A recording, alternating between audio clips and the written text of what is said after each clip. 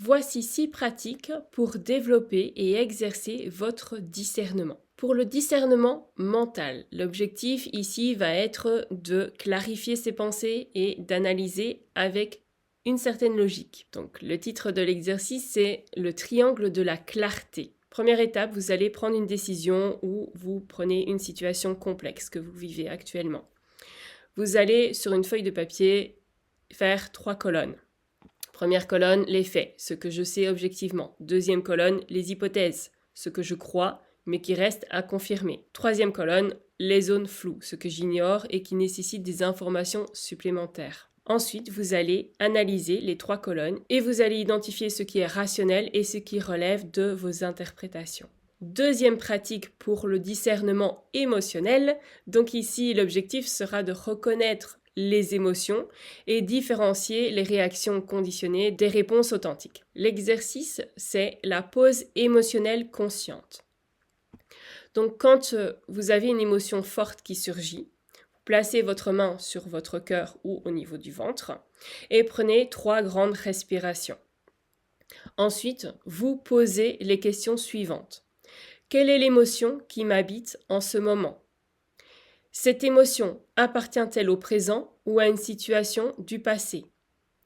Que me demande cette émotion ? Réagir ou m'observer ?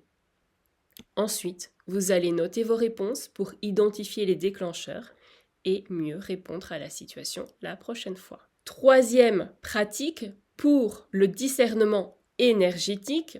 Comme ça, on va explorer et pratiquer au niveau de différentes dimensions de notre être pour avoir une approche globale et intégrale de notre vie, de la vie. Donc le discernement énergétique, l'objectif, c'est de percevoir les énergies et d'évaluer si elles sont alignées avec soi. L'exercice ici, c'est la lecture énergétique des situations. Donc vous allez vous asseoir calmement, vous prenez un moment pour respirer profondément. Ensuite, vous allez visualiser une situation ou une personne et vous allez observer comment votre corps réagit. Est-ce que vous vous sentez léger, inspiré, calme ou au contraire tendu, lourd, contracté ?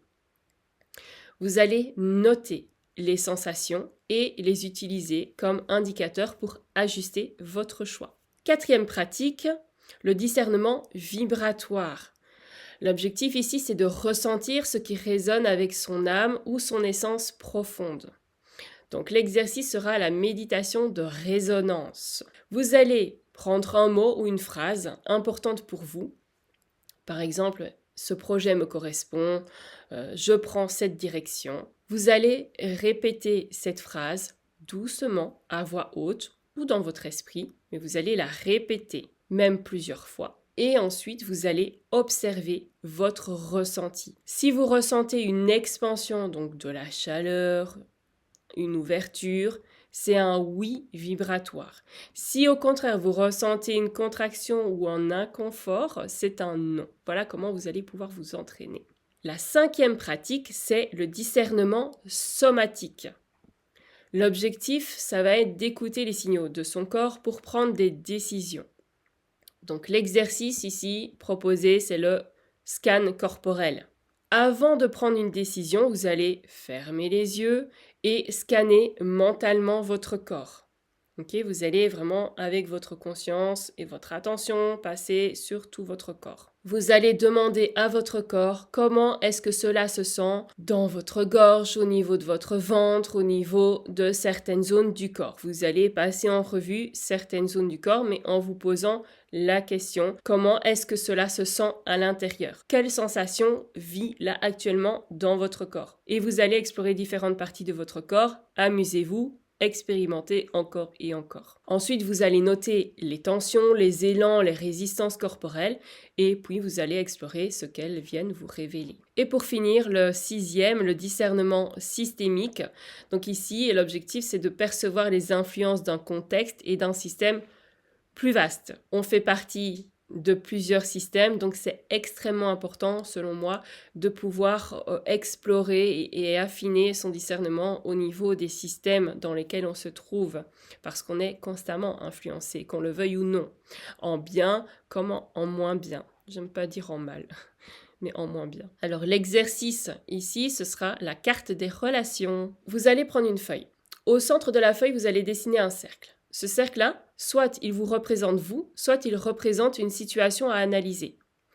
Ensuite, vous allez dessiner d'autres cercles autour en lien avec vous ou une problématique du moment. D'accord? Et ensuite, vous allez les relier, donc vous et le problème avec les autres cercles, vous allez faire des flèches. Ensuite, vous allez identifier donc qui ou quoi influence la situation. Où se situent les blocages ou tensions? Où êtes-vous libre ou bloqué dans le système? Voilà, ça ce sont 6 petits exercices que vous pouvez faire et que vous pouvez refaire pour vous exercer à développer votre discernement et à sonder en vous comment ça se manifeste. Voilà, l'objectif c'est de découvrir votre carte du monde, votre guide, un petit peu votre manuel de fonctionnement parce qu'il est unique et ici ça va vous permettre de l'explorer autrement via le discernement et via toutes ces différentes pratiques en explorant les différentes couches du discernement. Les exercices sont à retrouver sur mon site, comme ça vous avez une certaine facilité pour pouvoir vous replonger dedans. N'hésitez pas à les refaire de temps en temps et puis aussi à peut-être inventer ou chercher sur Internet différentes pratiques pour développer les différentes sortes de discernement. Puis vous pouvez aussi me suivre sur Instagram, donc vous retrouvez les liens aussi en description, École de l'incarnation, pour pouvoir développer son discernement parce que je partage aussi des questions de journaling ou de l'auto-coaching pour pouvoir explorer cela encore différemment, sous différents angles, plus en profondeur, afin de mieux vous connaître. La connaissance, c'est la clé. La connaissance de soi, c'est extrêmement important. Voilà, on se retrouve bientôt pour d'autres partages. À très vite.